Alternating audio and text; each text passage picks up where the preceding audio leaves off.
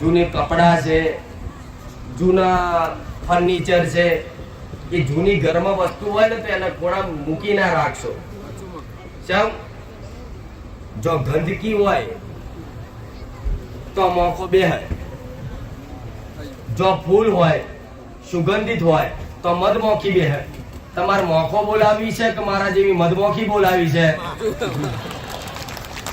આમ તેમ પણ હું કહું છું, જૂની જૂની વસ્તુ હોય ને એમાં ઝીણી ઝીણી ઝીણી ઝીણી બધી વસ્તુમાં ગંધ આવતી હોય. ધારો કે જૂનું કબાટ છે કે જૂના ચપ્પલ છે કે બધી વસ્તુ મૂકી રાખી હોય ને ખોળા ખાચરે, એટલે એનાથી નેગેટિવ શક્તિ, બહારની જે દુષ્ટ શક્તિઓ હોય ને આકર્ષિત થઈ તરત તમારા ઘરમાં આવે. ઘરમાં જેટલી પવિત્રતા હશે એટલી બહારની શક્તિઓ તમારા ઘરમાં ઘૂસી શકશે. એટલે જૂની વસ્તુ છે ને અમુક તો ગાભાઈ છોડતા નહીં. જૂના કપડા હોય કે પોતું કરવા કોમ લાગશે પણ કોકને પહેરવાય ના એટલે કશું ને ઘરમાં મૂકી રાખશે. ચપ્પલે હરી જાય તૂટી જાય હોય તો બહાર ના બહાર મૂકી રાખે, પણ કોઈને હાલે નહીં, ટૂંક બહાર નાખી ના દે. આ બધું ભંગાર ભેગો ના કરી રાખશો નકર આવો વાસ થશે જ શક્તિઓનો. આ વૈજ્ઞાનિક કારણ કહેવાય દેવી શક્તિનો. તો બરોબર રામ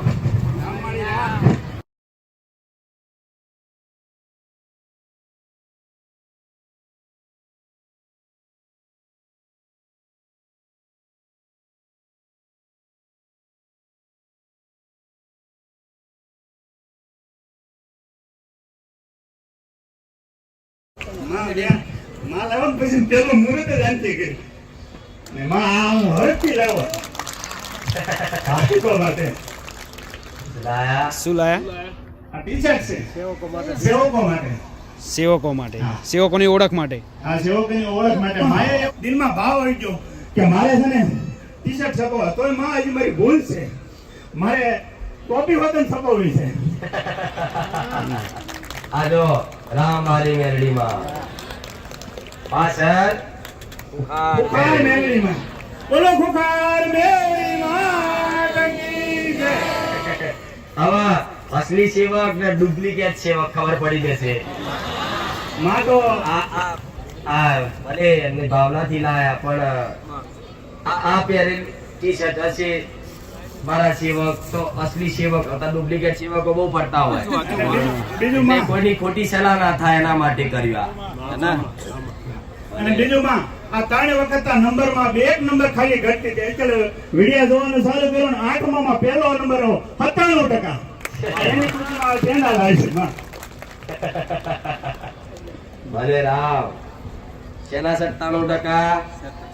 શેમાં? 8મા નંબર, 8મા ધોરણમાં. 8મા ધોરણમાં. એટલામાં વિડિયો જોઈને ભાવ રાખ્યો ને તરત એક કે વિડિયો અમને 3 વાગે ને એટલે અમે બધા ઉઠીને સીધું એક જ વિચાર્યું કે માતાજીનો વિડિયો આવ્યો કે નહીં. કેમ કે દર સોમવારે કે દર દિવસે દરરોજ દિવસે 3 વાગે વિડિયો મુકાય છે.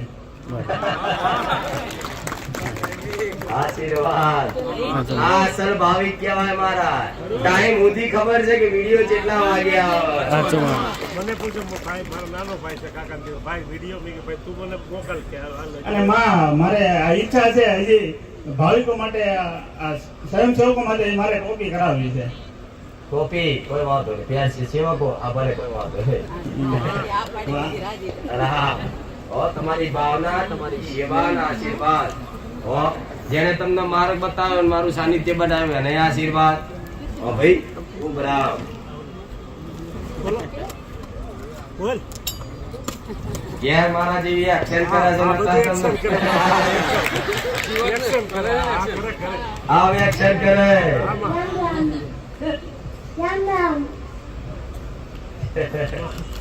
રામ એની તમારી એક્સેપ્ટ કરે બધી વિડિયો બધા એવલો ફોટા. આ જો મારા જેવી એક્શન કરે જો. મારે બેઠા એવી રીતનું બતાવો ભાઈ.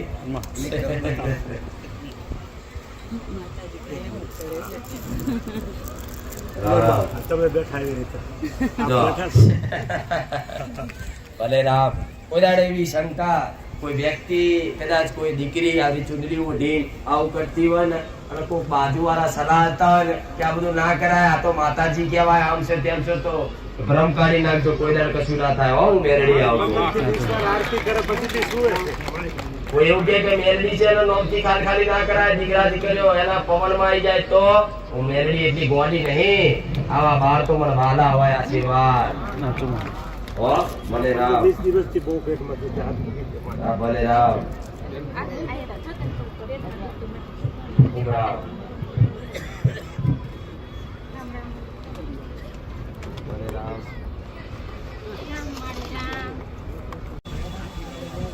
કોઈ મણકો રુદ્રાક્ષ નો મણકો લાવ્યું તું?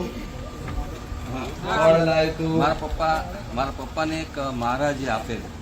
ઘરે આવ્યા ઘરે આવ્યા હતા અને ઘરે આવી અને એમને રુદ્રાક્ષ નો મણકો એક ને બે આપેલા હતા. એક ને બે આપ્યા. એક તૂટી ગયો અને એક હતો એ એમની પાસે હતો. હા ભલે. આશીર્વાદ લીધા. કહું જી જી. એ રુદ્રાક્ષ આલ્યા,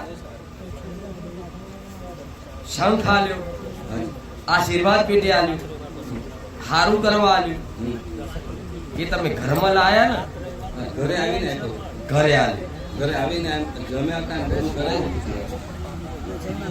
એ બાવાનો વાસ તમારા ઘરમાં થઈ ગયો. આને મને પ્રશ્ન કર્યો, કોણ રોકે છે? બાવો. રુદ્રાક્ષ લાયા હતા તો કે હા, એ જાણથી લાયા તારના તમારા ઘરમાં દુઃખના દાડા ચાલુ થયા હોય. તાર મગજમાં વિચારવા તો વિચાર લે. વાત તો 25 થી 30 વર્ષ થઈ ગયા. 30 વર્ષ કેટલા થયા? 30 વર્ષ થયા ને? 25 થી 30 વર્ષ થયા હોય આ વાત ને. એ પછીના દુઃખના દાડા ચાલુ આવતો છું મેં. આ શું ખોટું? મારી વાત મગજમાં ઉતારો. માં બહુ દુઃખ. સમયગાળો ધ્યાન રાખજો. ઘરમાં એવું થાય કે નાહી જવું, જતો રહું, છોડ દઉં, મગજ જતા રહે. મારી બધા ભેગા હકેથી બેહી ના આખું મતાઈ જતો રહે. આ શું ખોટું ભાઈ? જો કદાચ એ બાવો તો ચો હોત કે જેને તમને મણકો આલ્યો છે. હું કહું છું કે આ ફૂલ તમે લઈ જાઓ, મારે તમારે લો કે આ તમારા બાપ આશીર્વાદ પેટે આલો. ઘેર જઈને મઢમાં મેલો એટલે મારો મેલડીનો વાસ થાય. તમારી માતાઓ ગમે? બાવા એટલે તો અઘોરી બાવા એટલે પૂરા બાવા. એમની જો શું હોય ત્યાં ભાઈ જેવી વિદ્યા હોય સ્મશાન ની બધી તમારા ઘરમાં લાઈન મંત્રી ના લે એટલે તમારે ઘેર મેલી એટલે શક્તિ જાગૃત થઈ. એટલે તમારા ઘરમાં તો જો નુકસાનો ચાલુ ગમે તેવું હોય કરો એટલે નુકસાન થાય. એટલે આ બાવાનો હોદો તો આમ મરકો એને આપી દેવાય. કારું માતાજી 30 વર્ષ થઈ ગયા, કોણ હશે આ? અમે તો વાણી હતી, અમને કાંઈ ખબર ન પડે. કઈક રસ્તો કરો. હવે દુઃખી થઈ ગયા છે તમારા દરબારમાં મારે કશું જેમ તે લેવાય નહીં. આ જો 30 વર્ષે ભોગવવું પડે. જાઓ એક કામ કરો, બે મણકા છે ને પણ એક તૂટી ગયો તો એ પધરાવી દીધો. એ પધરાવી દીધો એ ભલે, પણ બીજા બે લઈ લેજે મણકા જે પડ્યો છે અને બીજો એક મણકો. એમ કરીને બે મણકા લઈ અને કેસરી કાપડમાં એક કમંડલ હાથમાં પેલા કમંડલ જ કે આવા ચાલે. એવું કમંડલ લઈને જ આવેલો.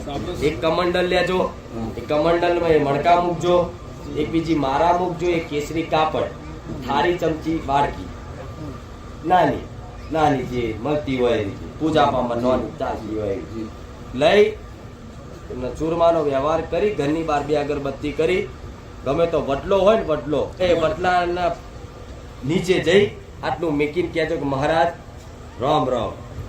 બરોબર? આટલું મૂકીને જો પાછું વળી જોવું હોય તો જોજે, ના જોવું હોય તોય ભલે. પણ જો ઠેકર વાગે પગમાં ઠેકર કદાચ વાગે જતા તો ડરતો ઠેકર વાગે નખમાં ઉખાડી નાખે તો દીવાન નહીં કે હારું આ ચમ વાગ્યું. હું મેરડી એડવાન્સ કઉ છું, કદાચ તને ઠેકર મારે તો બીતો નહીં. હું મેરડી હો જાતનું કરજે. કોઈ શું નામ તમારું? અમરતભાઈ પટેલ, નાના ચિલોડા. મારા પગે કપાસી કણી કઢાવી હતી અને એમાં પછી મને પાક્યું હતું 4 મહિના સુધી. બરાબર? એમાં માનતા માની હતી શ્રીફળ ચુંદડી અગરબત્તીની. બરાબર? પછી એમાં મટ્યું નહીં એટલે પછી ચોકલેટ અને આજે ઝુમ્મર 17 ચાંદીનું 17 માની પછી મારા મટી ગયું કે એકદમ કમ્પ્લીટ આરામ થઈ ગયો. બરોબર. એટલે શું થયું હતું પેલા? કપાસી કઢાવી હતી અને એમાં ડાયાબિટીસના કારણે પાકી હતી 4 મહિના સુધી. બરોબર. પછી ડોક્ટરે રિપોર્ટ કરાયા. ડોક્ટરે રિપોર્ટ એવું કહ્યું કે 2 ઓગળી કપાવવી પડશે તમારી. બરાબર? પછી માતાજીનું 17 અને ચોકલેટ જે માની એટલે મારા કમ્પ્લીટ આરામ થઈ ગયો. હું ચાલતો આવી શક્યો અહીંયા. બરોબર. એટલે ડાયાબિટીસના લીધે ડોક્ટર એવું કહેતા આંગળી કપાવી પડશે એવું કહેતા હતા ઓપરેશન કરી. બરોબર. બે ઓગળી કપાવાની કરી હતી. માનતા રાખીએ પછી આંગળી કપાવાનું ના થયું ના થયું. અને વગર ઓપરેશન વગર દવાએ સારું થઈ સારું ગયું થઈ ગયું. ખાલી એક માનતા રાખવાથી માનતા રાખો બરોબર